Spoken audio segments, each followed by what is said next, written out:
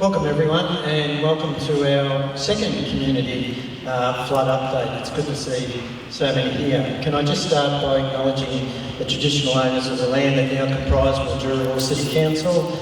I'd also like to acknowledge their elders, both past and present, and also their continuing cultures that they continue to practice, and also the memories of their ancestors. So today's session is following a similar format to what we've done in the past. We've got some guest speakers who I'll run through in a moment, and then we'll have some time for questions and answers. Obviously the situation with the floods is changing. It's changing on a daily basis, but we'll give an accurate update of where all that's at, and hopefully by then we'll be able to answer any questions or any concerns that you may have. So our speakers today, we have James Kelderman from the CMA. We've also got Mark Cottrell from the Incident Control Centre. We have John O'Connor, who's our Mildura Superintendent from VicPol, Darryl Morgan and Mark Jenkins, who's Acting General Managers from Mildura City Council. And we also have Troy Van Berkel, who's the General Manager, Services, Delivery and Operations from Lower Murray Water. So what we might do is kick it off with a situation update from James, who'll tell us how high the water actually is. Thank you very much. Hello everybody. Just a quick recap on the CMA's role. So we support the Incident Control Centre by providing technical advice on flood behaviour and flood impacts. One of our main products is the inundation mapping, or the maps which show you where the water has the potential to go. So I'll provide a river update now and see what's going on. This will be an overview which is widely relevant to the majority of you. However, individual circumstances will differ, and if you have any specific questions relating to your property, I and my colleagues will be more than happy to talk to you at the conclusion of the event at the series of 5 maps across the back of the room. So feel free, if you've got individual questions about your property, I'm happy to take those. So the Bureau of Meteorology is the lead government agency which provides us with forecast heights for the river. Those of you following the warnings closely will have noticed that the predicted height for Mildura was reduced last Thursday by 30 centimetres, which is the length of a standard ruler. This is a result of the now observed flows upstream of Robinvale coming out of the Warcool, Edwards and the Murrumbidgee rivers, where they join the Murray. When we last spoke, those flows were still overland, out of those creeks and rivers, flooding through the forests, and had not yet been observed in the river, and so it was very tricky at that point in time to estimate the volume and timing of the flow. At that time I was saying the estimates were similar to a long-range weather forecast. But now these flows that have been observed in the river, downstream of those main river systems, we can predict the height in Mildura with a greater level of confidence, and that's what led to the change on Thursday last week to reduce the height by 30 centimetres. The current forecast for Mildura as it stands is for Mildura Weir to exceed the moderate flood level of 37.5 metres AHD, that just means height above sea level, this Sunday, so today, and I noticed at 11 a.m. today we were only 10 centimetres away from that target, so it's on track. It goes on to say the river level may peak near 38.3 metres, which is 900 millimetres, or near about a metre above where it currently is today, by late this week, so the 25th to 27th of November, and that will be classified as moderate flooding. For those with really good memories, or maybe some good family photos, the current flood is forecast to be 130 millimetres, or 5.2 inches in the old measurement, higher than the 1974 flood. So not too much higher than the 74 flood. And to compare it to the 1956 flood, it would be 840 millimetres, or 2.7 feet lower than the 56 flood. And while the confidence is much greater than when we first spoke about heights nearly 3 weeks ago, every flood is different, and the actual peak will likely vary slightly from what is being provided to you today. Looking forward into December, the Bureau has not yet provided us with a warning or forecast heights into mid or late December, but we know continued rainfall in the upper catchments has resulted in prolonged slow recessions, no more obviously than probably you see in Echuca on the news. Rainfall has resulted in renewed rises in the Edward River, which rejoins the Murray at Walkall Junction, and the peak in that river is currently around Deniliquin. It's expected to take a number of weeks for that flow to get through to the Murray, and the Bureau of Meteorology is watching that closely. It's likely that the Murray will have receded significantly at the point that the Edward flows reach it, and that will just prolong this recession in our part of the world. But if the Murray has reduced significantly enough, it may result in another small peak in the river in December sometime.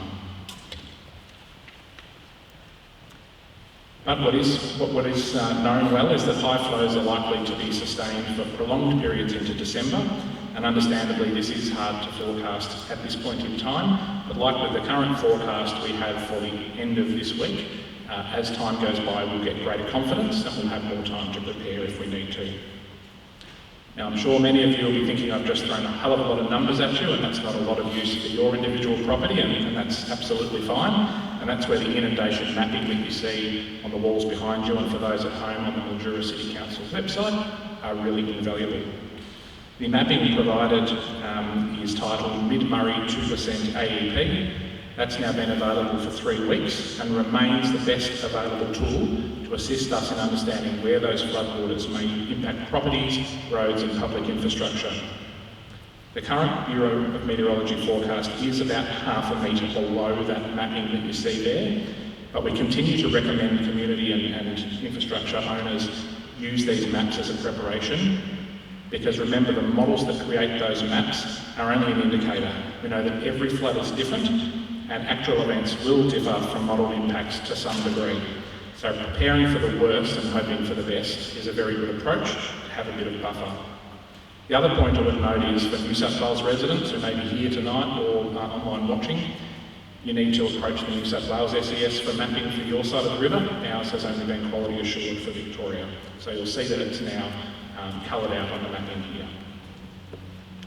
Community drop-in sessions have been going very well across the region. Over the past few weeks we've met with over 1,500 community members and talked them through the inundation mapping, but more importantly we've been able to gain really important information about levees, culverts and new channels and assets which may alter the way watercourses flow. So that's fed into the Incident Control Centre and how we respond and what locations are vulnerable in this event. So thank you to all of those community members who've come along and helped inform us about vulnerable places. We'll continue to assist community through the Incident Control Centre with ongoing community drop-in sessions as and when they're required. So in closing on the situation update, the Bureau has provided us with a new reach forecast of 38.3 metres at Mildura. That was revised as of Thursday last week. We expect that peak to arrive in approximately 1 week, with a very prolonged recession well into December. And we have indicative maps for you to view and use for preparation both online and here in the room. Thank you. Thanks, James. And well done on getting that revised forecast down 30 centimetres. That's very well done. I just want to acknowledge a number of councillors in the room today who's, I've seen this in the audience now, so we do have our Mayor, Councillor Liam Wood, Councillor Helen Healy, Councillor Mark Echo and Councillor Jason Modica. Thanks for coming. Now we hand over to Mark Cottrell, who's the Incident Controller. Just a bit about Mark too. I think it's worth noting that while Mark often appears on our doorstep in emergency time, he has actually been up here a number of times.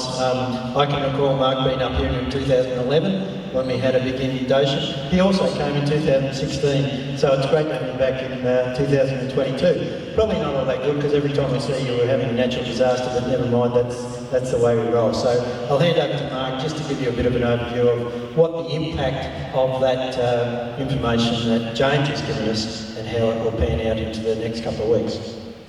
Yeah, thanks, Martin. One day I will come up here just for a holiday. So there's been a heap going on in the last 2 weeks or 3 weeks since I got up here, but what we're certainly continuing to do in my role as an incident controller is I have a number of control priorities, we call them, and the first one of those is warnings and advice and timely manner to our community, and hopefully we've been doing that. We've been providing a number of different ways for that to happen with our letter drops, being on the radio, which I really love. These sort of events, and also the video we made last week. We've got 2 warnings out at the moment, which is the too late to leave for Iraq Island. And I want to be really clear about why that's happened. It's not because there's road inundation at this stage, it's because the water erosion under the road was getting to such a so bad, that we decided to make it safe and shut the road. And we'll do that from time to time. It's very similar to the Mad Mile. We'll be closing that in the next couple of weeks, but we will have water over that, and it could be deep enough that we don't want people driving through it. So we'll keep it open at one end on the Mildura end so that the locals can get in and out, but we'll close it at the hill so that people can't get in there. The other warning we have is the evacuate immediately, which we've just put out for Caradoc, and we've done that because there are a number of properties down there starting to be impacted with water around them or water up to them, and we want people to think about getting out of there before it gets too bad or too deep that it makes it too difficult for them to get out later. We also have 3 Watch and Act messages out, and these are about basically getting people to think about what's happening and be prepared. One is the Yelta, the South Australian border, one's Murray downstream from Liberoo to Redcliffs, which is a move to higher ground, and the third one is, there's actually 4 of them, Murray River downstream of Redcliffs to Yelta, that's another prepare now, and Nangelock is prepare to evacuate. And you can see that we put those in stages so that we're hopefully getting people to think about what might be coming next. And when we say to prepare to evacuate, that's just getting everything in order, and John will talk about that shortly, about what you need to do with your plans. And the next one after that is to evacuate, or an evacuation warning, and to leave now, and those sorts of things. We can't make you leave, but what we're doing is giving you the information at the time that we think it's time to go.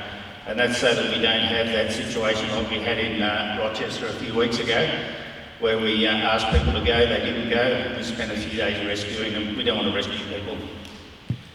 There's a heap of levee works going on, and again, we do the levee works as part of our mitigation process to try to protect as much of the critical infrastructure in the first instance, then any of that stuff that keeps the community income coming in, and those other things that sort of keep the community alive, say your supermarkets, your shopping centres, all those sorts of things. We'll try and keep them dry. Farming and industry is all a big part of it up here. If you don't have that, it's a big hit on the economy, so we try to protect that. If you go down to Nangelock and Calignan, you'll see there's been a heap of work down there to try to keep the Calcon Way open. Hopefully we will. You'll notice there's also some works down near the Ediwanda wetlands, and we've had a question about that water that's being pumped down there. We're just moving it from into the Ediwanda wetlands, away from the stormwater system, so the stormwater's got somewhere to go. We're not creating any further flooding or anything that was going to make it any worse down there. And while I'm on that point, you will notice that there is some water laying around on the sides of streets or on roads. That's from the rain last night. Okay, so it's all part of the process. We've blocked all the drains so the water can't get out. That's where it's sitting. So we've got some plans in place that if that gets too deep or too dangerous, then we can pump it somewhere. We pump it wherever we can with manual pumps. We also have a number of road closures in addition to Rudd's Road, as I talked about before. We've got the Wentworth Road between Delmurray Avenue and the Racecourse Road. That again is due to floodwaters down there. It's certainly getting deep down that way.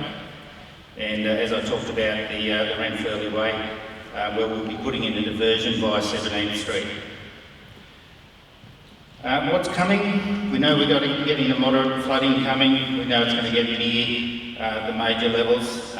We're certainly looking upstream at Nangelock and Calignan. We'll be considering whether or not we put out evacuation warnings for those very soon. But those people all should be thinking about what they want to do. We have done some works down there, so it's possible that nothing's going to happen, but you just need to be prepared all the time. There's going to be water around for a while. we're going to see a peak next week, but the peak means that that's as high as it's going to get. It could be around for 2 to 3 months. We're not sure. So, and just as we think it's all going to disappear, we're probably going to get some water from New South Wales as a present, and that'll help us keep it up just a little bit longer. So, and that's why another reason why we ask people to evacuate. But when we do ask people to evacuate and they decide not to go, we ask them to make sure they're prepared to be there for the long haul. And imagine what you need to have with you if you're going to be there for 2 to 3 months. The other part of that is once the floodwaters get up and all your pipes and things like that back up, not your pipes, the pipes in your house starts to back up, that your sewage can actually spill back into the house. If you're prepared to live with that for a couple of months, good luck.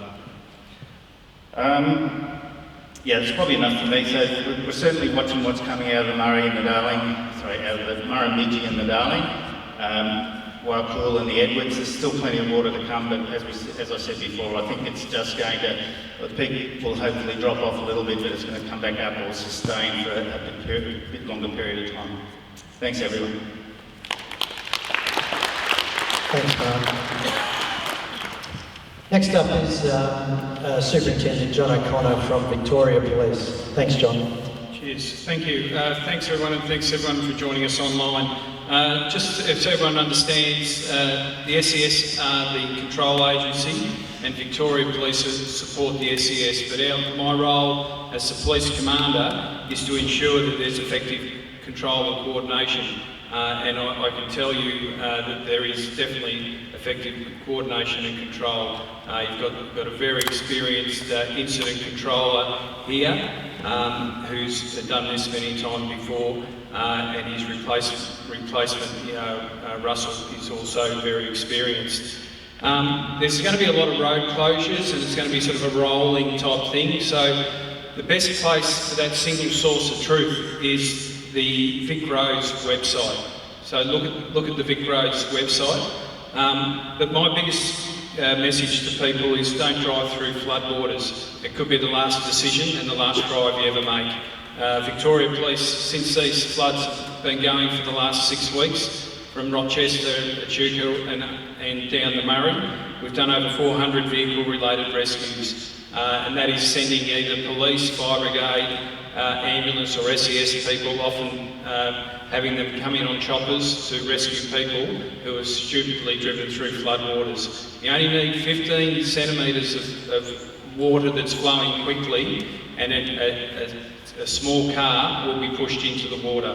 We're still having them every day where we're rescuing people. It puts my officers' lives at risk as well as fellow emergency services. So a lot of people talk about the roads and how come the roads aren't getting fixed quickly. There will be a lot of potholes caused by this rain and a lot of undermining of the roads. So sometimes you'll see a road that's been closed and you'll think, well, why have they closed that?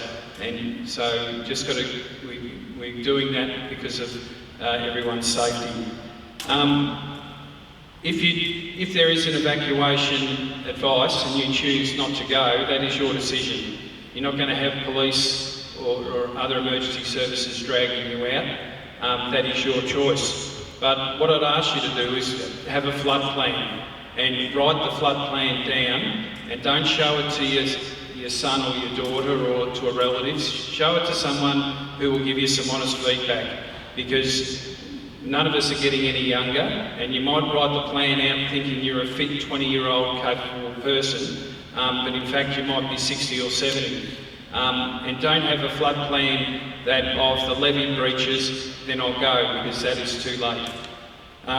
If you have a flood plan and you decide to stay, as Mark said, you might be there for months on end. So you need to think about medicine, food, drinking water, and what's your place of last resort? How are you going to get out? Be prepared inside and outside your property, including pets, animals, equipment and vehicles.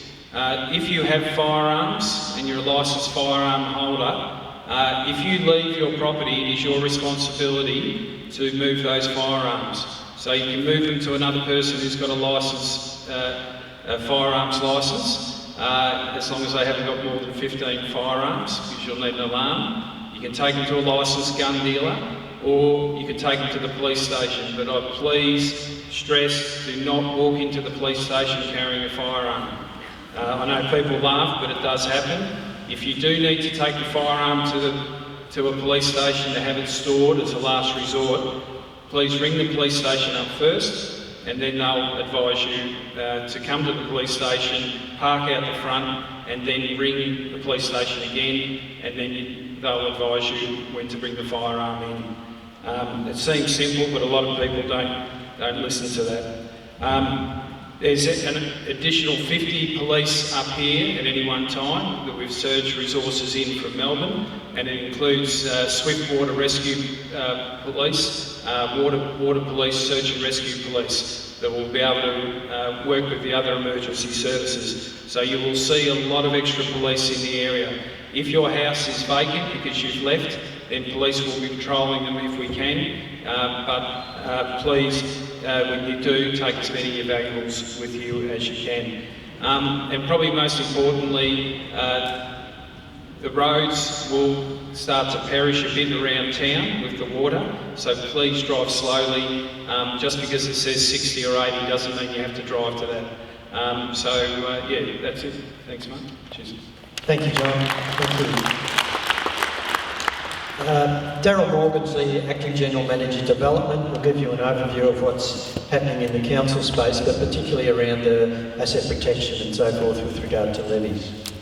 Yeah, thanks, Mum. Just before I talk about levies, I just want to reiterate what John's just said about the roads.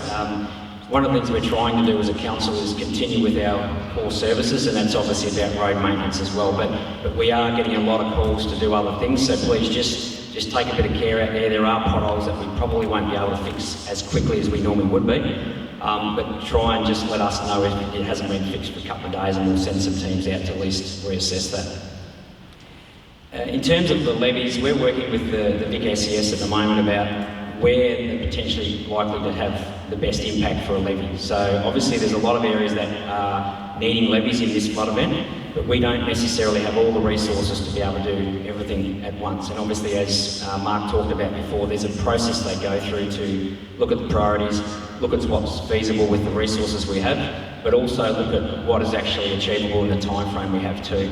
And the other thing, just quickly on the levies, is levies are designed to protect property, not necessarily people. And it's probably a last resort that you want to rely on a levee. In terms of the works that are happening at the moment, we've got a major levee being constructed along a section of Ranfurly Way through Regina Avenue. So that comes from what we call the three May corner, which is where it broke out in 1956. So the levee extends from that part all the way up through Flora Avenue, and that'll connect into the work that Lower Murray Water are doing around their sewage treatment farm. So at the moment we're looking at reinforcing that section back in 56, which some people may be aware where it broke through. So not only are we building that up, but we're also putting some rock beaching on the inside to protect that as well. There, as I mentioned before, there's a levee that Lower Murray Water are building around their sewage treatment plant, so that's happening as we speak. And a lot of these will be probably finishing sometime middle of next week in time for the High Peak River. We also have some works around the end of that Lower Murray Water levee down at Curtin Avenue, so if you kept driving through, you get down towards Apex Park. That'll continue down towards the old homestead, and that's designed to sort of protect some of those houses and some of the roads in that area and tack into that existing levee that Lower Murray Water are building. There's also a levee on the moment from Eddywanda Avenue, so that runs down from Curtin Avenue between Eddywanda and Benetton, connects into the brickworks. So that work's commenced. And just on that, some people have obviously, and I think Mark mentioned before about the pumping that's happening there at the moment. We do have a stormwater pump that pumps some of the stormwater out. Now what's happening is, as the river level comes up, our drainage system doesn't drain as well and as quickly as it normally would. So that water is being pumped back into the wetlands. It would normally go there anyway, so it's not actually adding to the river flood at all. What we're pumping out is minor compared to what's coming down the river. So just want to let people know that that's not actually going to cause any extra increase in rise in the water, because that water would go there naturally anyway. We're just pumping it to assist with drainage so we don't get flooding upstream, or up street I should say. There's also works, as we mentioned, happening down at Colquine Way, so there's a number of levees, either earthen or sandbag levees that are happening. And there's also a couple that'll happen from around other areas. I know there's talk about some works further downstream where required. But as I mentioned, we're working as a council as a resource. We've got significant staff on some of these projects. I think we've around about 50 staff at the moment on the Ranfurly Way levee, so a huge undertaking, which does mean that some of our other road projects, as I mentioned before, might actually get held over for a couple of weeks until we get on the top of the levee construction. The other thing I just want to mention is we're getting a lot of calls, as is the Vic SES, about building levees and protection along some of our roads. We've got road closures all the way from Calignan all the way down through to Burbean, and that'll continually happen as the flood levels come up. We only close roads as a last resort, and we do that purely because of safety. The road may look dry on top, but underneath obviously it may not be. So if you put heavy transport on there, potentially for those trucks to break through and cause issues, not with the road but also with their own safety. So we just ask that if you do see a road closure sign, please don't go past it. There is a lot of signs out there, there's a lot of roads being closed, and if you want to know update information of actually what is closed and what is still open, please go to the website, the council website, and that'll have live information about some of those closures. The other thing too, I think, just to point out is, as I said, we close roads as a last resort, but we do understand people want to still get access to their properties. So if you've got concerns and you do see closure, and you need to get in, by all means give us a call or the SES call, and we'll let you know if it's safe to do so if you're looking at evacuation and need to work through that process. Thank you. Thanks, Daryl. So I guess there's been a fair bit of discussion around what does this mean if you do have to leave your home or you are being impacted.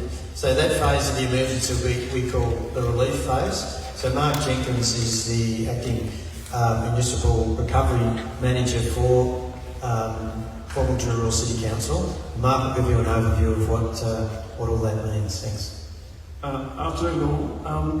Councils plays an important role in relation to relief and recovery, emergencies, works with stakeholders as are here today to coordinate a range of different services and for residents and business.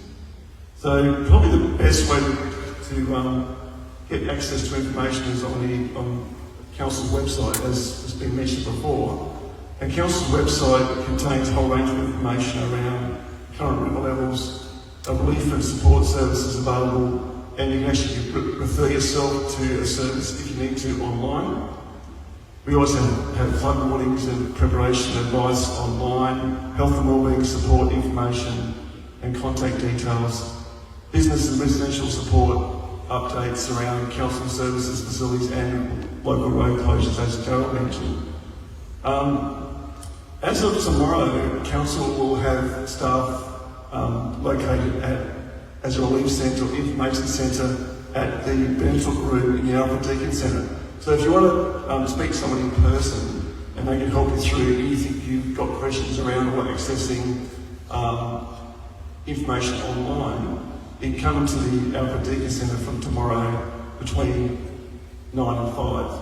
So if you're not sure, you might have access to the internet or just want some help to talk through some things and some advice, we can guide you through that process. So people with no access to the internet can also drop into a local library, so Redcliffe's, Merbein or Mildura. You can access the internet there and council staff can help you through the process of applying for whatever service or application you're seeking advice on. So I suppose the most recent request councils have been having is around emergency accommodation.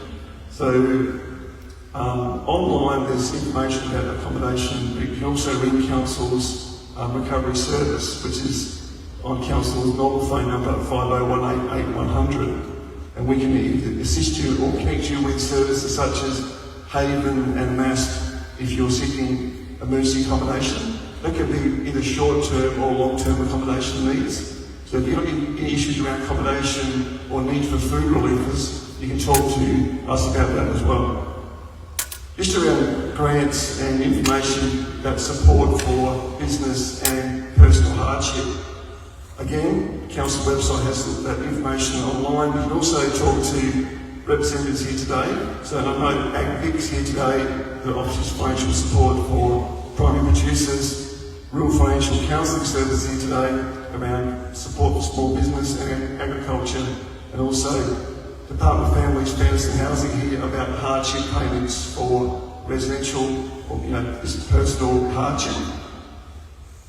So if you need support, or if you're aware of someone else who might be struggling, it might be a neighbour or someone you know in your street, you can still contact council. We can make the necessary arrangements to link that person up with the appropriate support. So it's probably important that you, if you can, if you're aware of someone else in your street, maybe an elderly person, it's important that if you're concerned, you can ring up and we can follow that up. Thanks. Thanks, Mark. Who's the General Manager, Service Delivery and Operations, to talk through what Lower Murray Water's response is to date. Welcome everyone. So I'm just going to touch on a little bit about Lower Murray Water's role, what our priority areas are in terms of the flood response, and then just some key takeaway messages. So Lower Murray Water provides water and wastewater services for our urban customers, and that basically is all the way from Kundruk to Kerang, where we've already seen some major flooding occur, all the way to the South Australian border. For our rural customers, we provide irrigation and drainage services, and that's sort of from that boundary bend point to the South Australian border. So in terms of our priority areas, or priority focus areas for the flood response, ours has all been about protection of assets, and that's really been making sure that we survey all our assets across our region, and then working with the Bureau in terms of what the predicted flood levels are. Also looking at the flood inundation maps with the CMA, and then it's about working with key agencies in the community on what's the most appropriate response in terms of whether it's levee banks, sandbagging, removing assets or covering assets up. The other key focus area for us has been around water quality. So that's been about looking at water treatment plants, putting in additional treatment steps, providing some additional specialist resources. So just making sure that we can respond in that manner and continue to provide that service. So I guess the key takeaway messages from our side are that we're not foreseeing any impact to our services due to the floods. In terms of water quality, it remains safe and it's treated to Australian drinking water standards. With black water, it's extremely challenging. So you've probably heard a little bit about black water. So due to the floods, you get a lot of water that goes into, over leaves and organic matter. And then what that does is it brings a lot of organic carbon back into the water, and that actually depletes the oxygen. So you get bacteria that take out the oxygen, and then that causes some other issues with in terms of treatment. So we get what we call a natural occurring mineral in manganese. That actually goes soluble in the water. When it comes through our treatment process, we disinfect the water, and then it can actually come out a solution. And that can cause like a bit of a metallic taste, or it can actually cause a slight discoloration as well. So although it's an aesthetic issue, the water remains safe to drink, and if it does, if you do get it, make sure you give Lower Murray Water a call so we can get our water quality team to actually investigate it, and then we can adjust our treatment process to try and minimise the impacts of that taste and odour issue. In terms of just, we're going into high demand periods over the summer, and we will eventually get some warm weather. Again, we're not foreseeing any issues, but one of the first steps, if we are having process issues in terms of trying to treat black water, we'll be asking the community just to assist if we need to reduce demand, just so we can continue to provide supply. So yeah, again, just want to reinforce that the water's safe to drink. It's tested to Australian drinking water standards. So, but there are some challenges with treating black water. In terms of our rural customers, again, the raw water isn't suitable for drinking water consumption. So, don't be drinking it. In terms of the quality, just continue to flush filters. And don't let the water go stagnant, because it is higher organics in the water, so it will go stagnant a lot quicker. So just trying to remember the last key messages from our comms team. So just again, if at any stage the water's unsafe, we'll call you straight away, and make sure that if you're having issues, call into Lower Murray Water, update your details so we can SMS you straight away. But also, if there's any other issues, don't hesitate to drop in or call up the team. Also, we've got the website, we've got our social media, which is constantly providing updates as well. So that's about all from me. Thanks, Troy. Thank you. So now we move on to some questions and hopefully some really good answers. It is worth mentioning, and I know Mark mentioned, but we do have a lot of support partners with us through AgVic, who have got a stand with us, the Rural Financial Counselling Service, Department of Families, Fairness and Housing, the CFA, and also the Department of Health. So we have a fair swag of different support agencies here. They're obviously here for you to go and have a chat with. If you do have a question that relates specifically to those areas, we'll be able to refer you, and they'll hang around after this meeting just to go through any issues you may have. So we've got a number of microphones floating around the audience, so if you do have a question, just put your hand up and we'll get going. I'm in the centre there.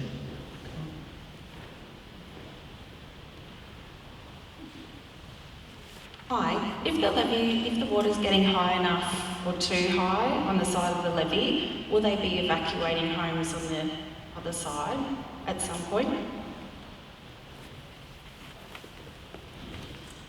Yeah, once we're aware of where that is impacting, we need to come and have a look at it and see how close it is. We need to have a fair amount of freeboard so that we can make that decision. But if it looks, if the levee's in good condition, you've got enough freeboard, we probably don't have to evacuate anybody. One of the important points, I think, Mark, is the fact that they've closed the river, and that's really important, because while you have that freeboard, obviously if there's a boat on the river and that creates waves, that can be enough to upset the levels around levees, and that's why the river is currently closed. So that was on Wednesday, wasn't it? Yeah, last Wednesday. So yeah. Tomorrow. Closed tomorrow. Thank you. All right. I just have a question about a 40-metre hole in the levee bank, if it would be able to be plugged. The levee bank runs down Caradoc Avenue from Curtin Avenue. It actually starts at First Street and it finishes at the cemetery, and it's across Cemetery Road. Now it's a 40-metre long hole. It's about 1,500 millimetres high at that point, the levee bank, and it's about 3 metres wide. And is going to be, Sandalong Swamp is going to inundate that. It's also going to flood in onto some very high value produce crops there as well, with table grapes and jujus and also some eggplants, etc. And it's also going to affect 3 or 4 houses. And I was just wondering if there's going to be anything done, because otherwise it's cutting off access to the cemetery completely, and that will distress quite a large number of people as well. You want to take that one, Mark? Or? Yeah, I'm not aware of it, so I might get the team to have a look at that one. I might come and see you later. Firstly, I'd like to compliment the presentations, they're fantastic. I'd like a little bit of clarification on the man mile, please. To my way of thinking, if the water's only going to come up another 900, the levee bank wouldn't top it. But if it is to be closed, are you going to breach the levee bank? Or can you just tell me what the protocols are going to be to actually close the man mile and flood it? Yeah, so the levels of the Mad Mile, once it gets to up towards that 2%, is going to have some natural inundation down near Gibbs Road. So that area is lower down there, so we're not going to breach any levees. We're just going to let the water flow naturally there. All the homes up on top of the hill towards Mildura are going to be protected. Does that answer your question? So is the water going to come over the top of the bank? Gibbs Road? At the Mad Mile? Yes. Yeah, so it will be the river water coming in over the natural levee down the bottom there. Yeah, right. Yeah. It's going to isolate Merbein in 1956 that road was closed for about 7 months and it had sort of 15 minutes for emergency services and things like that, and I think it needs to be considered in your decision-making process. Yeah, no worries.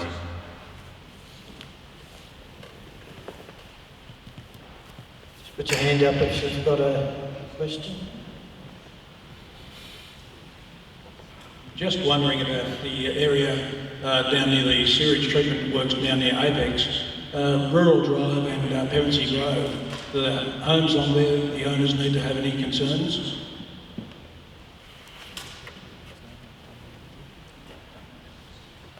No, I'll have a look at it again, but I'm pretty sure that any homes down that area are all protected by the levee. Just add a little bit further with that, the levee that we're building on the back end of the sewage treatment works will actually protect that rural drive as well.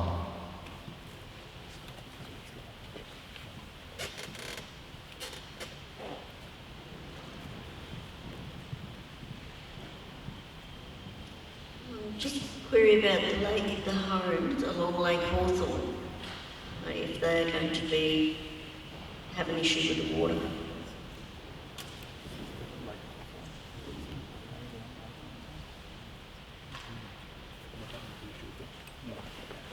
Sorry, could we get the mic back, just specifically what the question was about water quality issues? Or was it water height? Water height, and also like the corner, say the corner of Dyer Avenue and 17th Street around there, where the homes are along Lake Hawthorne. Yeah, so the train line will actually act as a levee and prevent the water that will go across the Mad Mile from getting into Lake Hawthorne, and the levee at the Mildura end of the Mad Mile will prevent water getting into Ranfurly and therefore Hawthorne as well. So Hawthorne is not anticipated to change in height at this point in time. Excellent, thank you.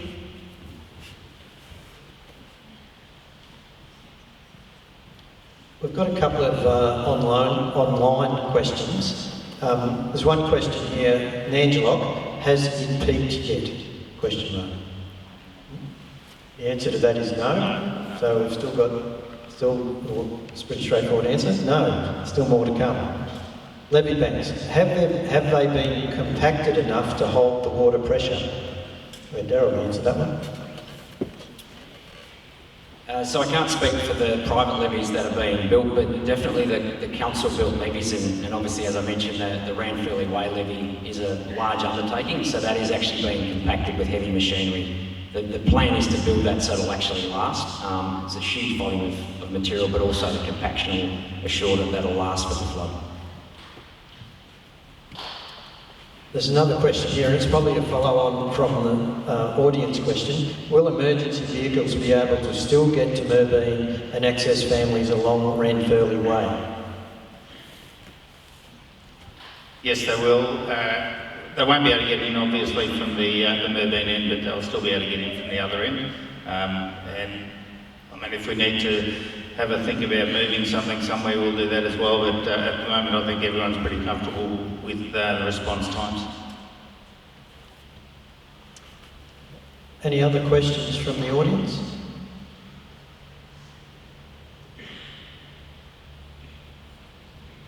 I've got a message to read out here. We have been having some sound issues with our online audience, so apologies for that, and there will be a separate recording go up online as soon as possible. So if you have been having sound issues, there will be a recording of this meeting. Just a couple of questions that have been coming up, probably outside the meeting forums, but when there's an evacuation warning, I might just get Mark to explain, if we do see that online, what's the first thing that someone should do if they do get an evacuation warning for where their house is? So the evacuation warning will follow a watch and act, prepare to evacuate. So we've hopefully given people plenty of time. So we've actually had Nangelock and Calignan, we've had prepare to evacuate sitting up there for nearly 2 weeks now. And that's just to get people thinking about it. And then at some stage, once we hit a trigger, we'll go for the next level. We'll make sure that people get sufficient time to be able to evacuate. So we'll provide the prepare to evacuate, get all your gear together, pack your car up, put all your valuables in there, get your animals ready to just work out, as John was saying before, what is your plan going to be. That's when you enact that plan. At some stage then you'll get an evacuate now, or an evacuation warning where we want people to go, and at some stage we will say it's too late to go. So we'll give you those triggers, we'll give you all those times. You should have plenty of time because we have parameters where we are required to give enough time for each of those. The only difference between that will be is when there's a breach of a levee, and we will say evacuate now, and it'll be very clear about why.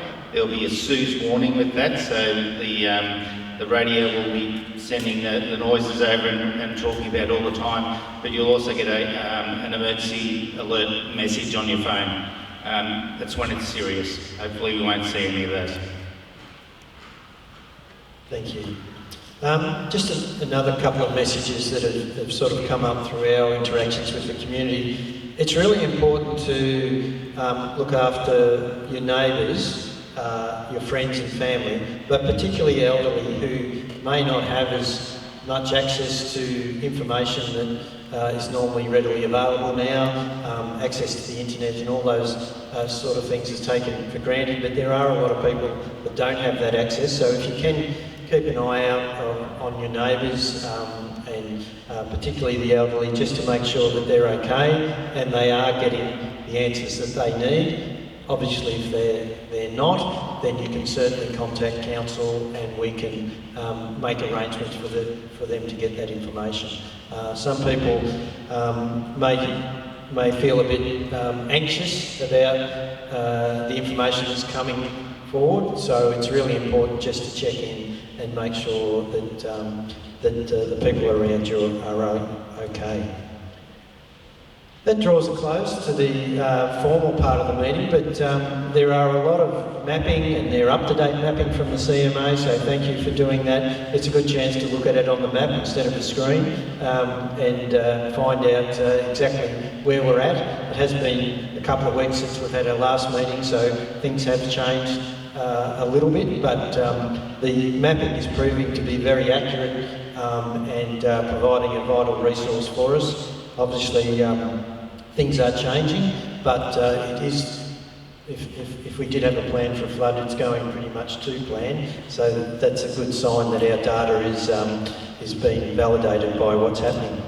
Can I also thank the people who've put this on? I mean, there's a lot of work behind the scenes between particularly the SES and Council's communications team and other support agencies. It's really great to see so many people working together to get us through this situation, and I'm sure we'll come out the other end stronger in the end. So that's it. Stay safe, and we'll look forward to having our next meeting.